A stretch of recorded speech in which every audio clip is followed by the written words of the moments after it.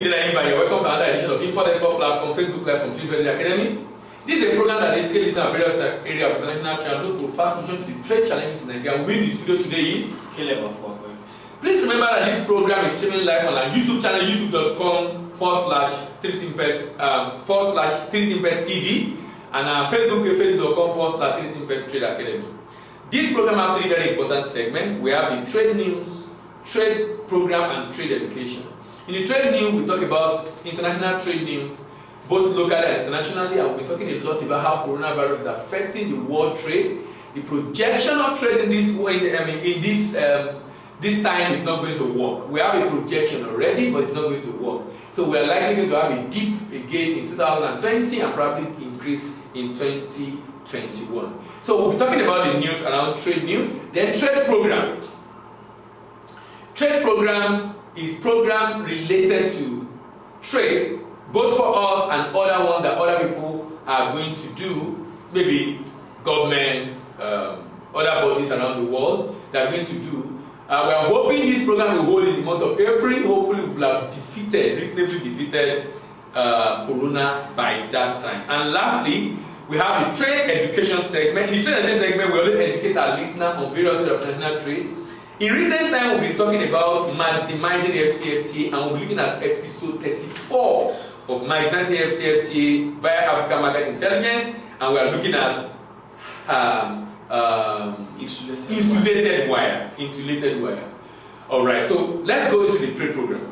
Sorry, trade news. What do we have in the news? Today we have from Nairametrics, smuggling of imported rice hit Lagos market as residents brace for shutdown. Okay. And also from Pulse Engine, federal government to ban importation of milk by 2023. All right, let's take the news. Smuggling of imported rice hit Lagos market as residents brace for shutdown. As Nigeria prepared for total shutdown of major markets in Lagos due to the rapid spread of the pandemic COVID-19, the latest household survey conducted by the Nairametrics research team revealed that smuggled foreign rice has hit major markets in the state. According to the latest household survey, despite the closure of the country's land borders, the past few weeks have characterized with a rise in the smuggling of foreign rice. The research team found that various brands of foreign rice have been smuggled into the country as traders disguise them in local bags to beat government tracking system. Meanwhile, the household survey showed that major food items reduced significantly across major markets visited last week as price of tomato, pepper, onions, and maize recorded significant drop. Specifically, a big bag of onions currently sells for an average of 11,000 compared to 25,000 recorded 2 weeks ago, while dry onions sells for 13 from an initial average of 30,000. I'm wondering, is it that the people, because of the lockdown, are bringing more to the market to sell ahead? I thought if the demand increased, the price should go up. So I'm a bit concerned about the fact that he said the research team found that various brands of rice, meanwhile they also showed that major food items significantly reduced significantly across markets. But on the other hand, some items like yam, gari, and crayfish recorded increase. For instance, the price of big tuber size yam rose from 875 recorded earlier in the month to about 1,000. Okay, so there's some increase, whereas there's some decrease for some. Now, let's talk about the smuggled rice.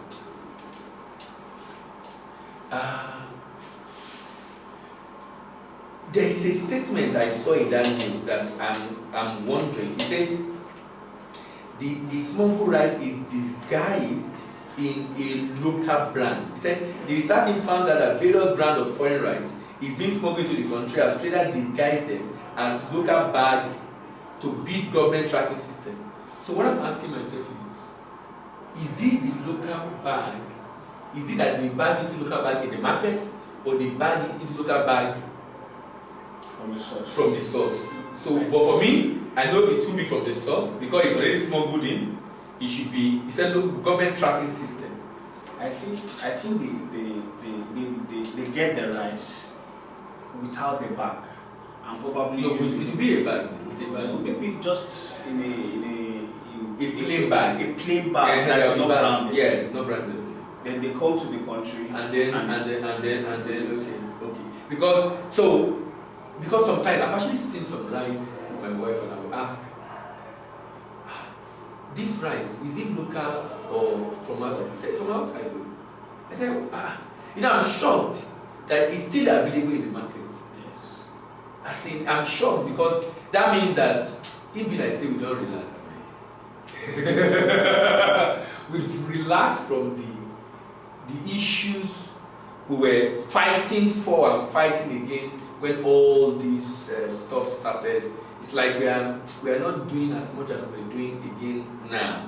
Probably because I don't know. Could Corona be the reason why smuggling has increased? I'm trying to understand. But it's good government is aware of this, and it's good. Kudos to Nairametrics for bringing this to news of the government. Let's hope that the government will be able to do something about this to prevent that from continuing. In which case, people are just smuggling stuff into the country, because at the end of the day, it's going to affect the local business. Let's look at the next business. We have federal government to ban importation of milk by 2023. The federal government says it is planning to ban importation of milk in the next 2 or 3 years in the country. Alhaji Sambo, the Minister of Agric and Rural Development, said this at the News Agency of Nigeria Forum in Abuja.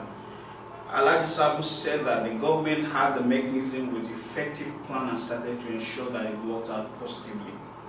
I am telling you that it will work out well because there are many processes and plans already on ground. In case you don't know, the producers of milk already have integrity in getting population in Oyo, Osun and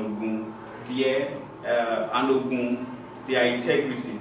We are moving now to Niger and Abuja to do the same. Already there we are about 2 milk processing plants in Kaduna and Zaria, so we have the capacity.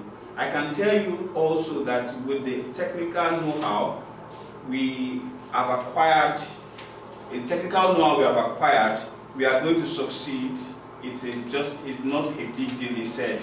Now, I need to get that statement right. There's a statement you were reading that I didn't get. I'm telling you that it will work out well because there are many processes and plans on ground. In case you don't know, the producers of this milk already have integrity in getting population. Integrity in getting population. In Oyo, Osun, Ogun, there are integrity. Pause. I don't know what you mean by this integrity population. We are moving on to Niger to do the same. I don't understand the news, sincerely. Pause, please do something now. Help us now. I thought there's some people that are supposed to edit this thing. I don't know what they mean by getting integrity in Ogumoyo. I don't know. Anyway, but the spirit behind the news, let's look away from the letter. The spirit behind the news is that the Minister of Agric is saying that we're going to ban milk. I'm not surprised at that. CBN already issued a circular. Even though I have issued the circular, I hope they will correct it. Okay, maybe they correct with the ban. They said, when they gave about 6 companies, that already have structure on ground, I guess, to produce milk, and probably even started producing, but they allowed them to be the only one to import milk into Nigeria. So, and the plan is that those people should wrap up their capacity in 2 to 3 years, so that by 2 to 3 years' time, they would have been able to produce enough milk that will meet up with the demand locally and probably begin to export. And with that in mind, the implication of that is that it is therefore possible for Nigeria to be able to import milk. To export milk, or to be self-sufficient in milk. So when they say they are going to ban 2023, basically saying that we already have people who have committed themselves to producing, and these people have started producing. So CBN issued one circular and said all Form M, B for collection, LC for import of milk must be cancelled unless the people are among these 6 people who I believe are committed to ensuring that there is an import substitution for that. So for me, I'm for the. I was almost asking if we have the capacity to do so. No. I mean, we already. If you look at it, they said in 2 to 3 years. Would that be sufficient enough? I think so. These three big guys, the three companies involved are very big companies. Chrysler, Campina is there. I think what's the name of these people producing pig? They have other things. The only thing that can hinder them. apart from Corona. So what I mean is that it will delay them. So they might not meet up with 2023. Maybe they can be 2024 because now it will affect them. But yes, go ahead. We are looking at we have over 250 million Nigerians, and virtually a good number of them take consume it. Now, do we have that capacity in terms of reign of these cattle? That's why these companies, the company have the financial muscle. What we need is to build infrastructure, put the system and process in place to be able to get that volume, which is why they are giving them about 3 years to be able to achieve that. So it's something they will do because they already have an agreement with Central Bank. All right, let's move on. Okay. Okay, that's all the news. Okay, all the news. Okay, so let's go to our trade program. What do we have under the trade program this time around? We have the Export Business Clinic that will be taking place in the month of April. The one for March, the training for March has been cancelled. Yeah, it was cancelled. So we are now in April. So we are looking up to end of April to be able to. Go ahead. We have 2 sessions. We have the weekend and the weekday. The weekend is coming up 18th and 25th of April 2020, and we have the weekday 21st and 22nd of April 2020. Now, there is no better time to export than now. Either you are an importer or you are an exporter. There is no better time to consider export than now. If we have not taken export seriously, this is the time to take export seriously. This is the time to do something about exportation.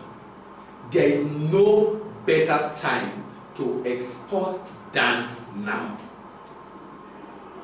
We had this opportunity 3 years ago. Some key into it. They were able to do a lot with it.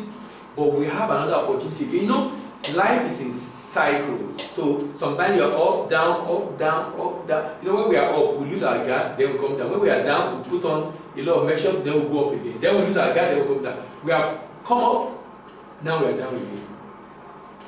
Because of a lot of factors outside our control, and we have not really taken our destiny into our hands. But you, as a business person, can actually take the destiny of your business into your hands by ensuring that you prepare adequately to confront the challenges of sourcing effects in Nigeria. And I tell you, this is very, very possible. Very, very possible. Now, let me tell you some of the things we've done to make you be able to export. I want you to read out the benefit of our export novice to export legend. I think it's 2 pages away. Export novice to export legend. We have come up with a program that can make it possible for you to be able to export. So if you are listening to me and say, Dele, you are saying we should come and export, how do we even start? How do we even go about this export you are talking about? Here, how you can go about it. Now, we have a program called From Export Novice to Export Legend. This is a 12-month program. It's going to train you, support you, and get to export within 12 months. Read the features out. You will develop a product and brand without a factory. So we are saying that you can have a product, you can have a brand that you will export without necessarily having a factory. Without necessarily having a factory. You can have a product, you can have a brand for export without necessarily having a factory. What can be so interesting like that? What can be so interesting like that? That means you will start this business, you don't have a product, you don't have a factory, but you can have a product and your brand. We have done it, we are not telling you what we will do. We are telling you what we have already done for many people. And we have a lot of people in the class every Saturday that we meet together to be able to make this happen. What's the next thing? Access to contract manufacturers for their products. Now, the reason why we are able to make this happen is because we link up our client with what we call the contract manufacturers. Contract manufacturers. Contract manufacturers are individuals that can produce for you your brand name. My brand name is ABC Limited. The manufacturer is XYZ. XYZ produce for me, but it will put it inside my package. So in my package, you see ABC Limited. You won't see XYZ. Why? Because XYZ is producing in my brand name. Some people don't know this is possible. You know, some people will be saying, how will someone produce for you? You'll be competing with him. You are not competing with him. You are just buying from him. You are actually helping him to grow his business. So you are not competing with him at all. Like I said, this is something we've done, and we have done very well for different people. And you can do it also and make it work. What's the next one? Alright, next one. Guaranteed buying leads from buyers abroad. So we have this affect program that enable you to be able to access buyer abroad. So we are sure that through this program we can assist you to get buying leads. That's people showing interest in your product that will now work with you in negotiating and ensuring that you are able to get buyers abroad. Yes. Completed a diploma in export business management. We realize that sometimes 2-day training might not be enough for you to achieve what we are trying to do. So we have another program on export called the Diploma in Export Business Management. So what we do is to get you involved in that. So when you pay to join this program, you actually enroll for a diploma program. That diploma program has 3 modules. There is test, there is exam. So you are forced to read so you can learn, because reading and learning are critical for you to be able to put into practice what you have learned, so that we can be able to get the best out of this program. Yeah. Then access to companies abroad for development of their packaging materials. So we will also link you up with company abroad, particularly in China. Thank God China is coming back to life to be able to help you develop your packaging materials. We have free advice. advice. So we have a lot of programs in place to be able to get you. Remember, what we are trying to do is to tell you that you can actually begin to export. And this is the time to export, so you can generate your own efforts. Let's move on to the last segment of this program. The last segment of this program is on trade education. Now, in the trade education today, we are discussing an interesting topic again. You know, remember in this trade education, we're always discussing maximizing AFCFTA, maximizing the African Continental Free Trade Area. And today we are looking at insulated wires. Insulated wires. What is the global market price for insulated wires? The global market price is size. The global market size, yeah. Value is $114 billion. Nigeria is not doing badly for this one, even though we are not doing very good, but we are doing maybe like 2%. Maybe like, because we are doing so that's Nigeria, Africa. Africa is doing what? 3.5 billion. No, that's for the imports.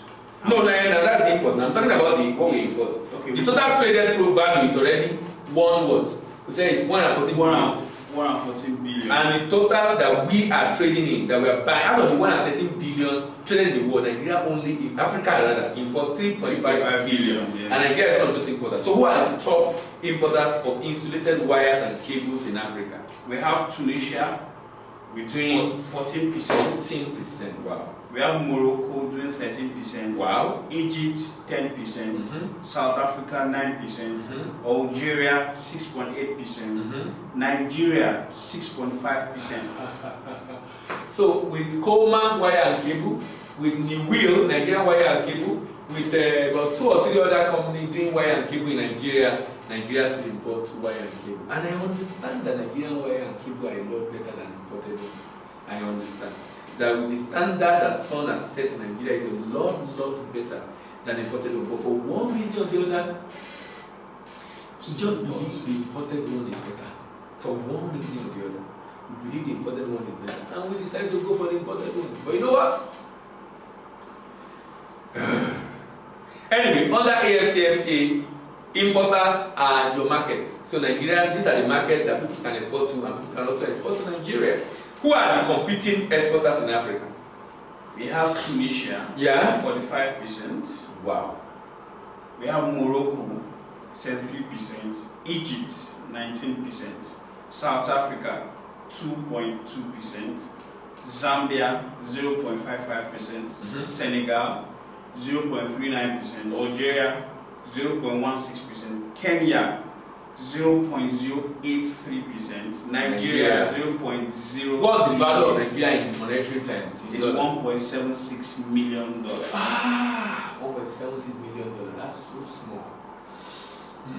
That's so small. Yeah. Looking at this data, yes, we can see Tunisia as the top importer and the top exporter. Yeah. How possible? No, you know what I've discussed this several times also. Sometimes I has this question when we do the program together. That a country is importing a product does not mean it won't export that product. So when I import a product because I want another, okay, we are producing in Nigeria, we are also exporting. Nigeria produce, are we not import and export? Yes. Why? That means we have a local producer. Either the local producer is not meeting the demand, or some people in the local market prefer other brand and quality, so they decide to import. So you have a situation in which a country is producing a product, and that same country, look at South Africa is doing the same thing. Tunisia is doing the same thing. Morocco is doing the same thing. Egypt is doing the same thing.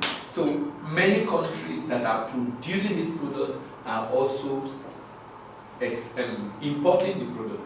You know, the import is dependent on individual companies. It could be some companies in that country who want to buy from their own country because they trust in the quality and brand of their own country than what is produced locally, for whatever reason. Or there is a particular type, a particular variant, or a particular what they want to use it for. There is nobody producing that kind of specification locally. A lot of reasons to explain the reason why. If you look at it, Tunisia, Morocco, and Egypt, they export more than they import.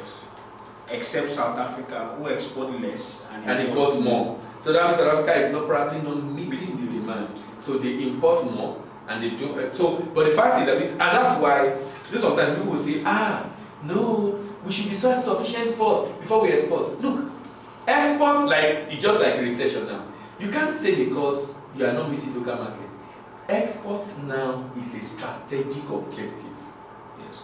Because you should not export just because of profit.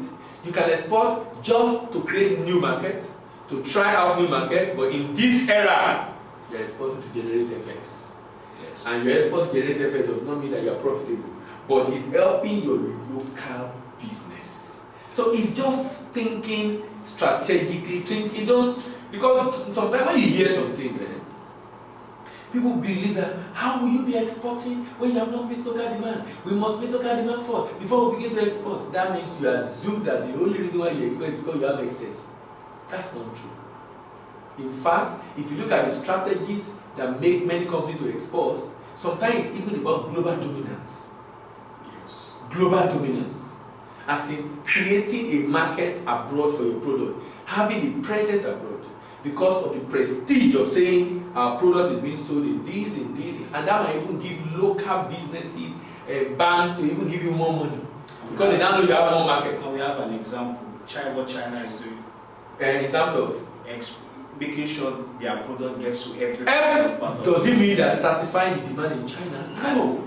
If you look at China's population, they are over 1 billion. Those products alone can meet their local demand. Yes, now, but they're exporting it. So it's export is a strategic objective. Export is not just about are we meeting local demand? If I'm not meeting local demand, why are we burning ourselves export? No. It's not a good way, it's not the right way to think about export in the world. Let's think about export from the perspective of the fact that even though we are not meeting local demand, but we still need to export, number one, to create a global brand. Number two, to generate foreign exchange. Number three, to increase your market so you can grow your capacity to meet the demand of the market that you have. Thank you very much for listening again today. My name is Dila and you. Kileba for. See you next week.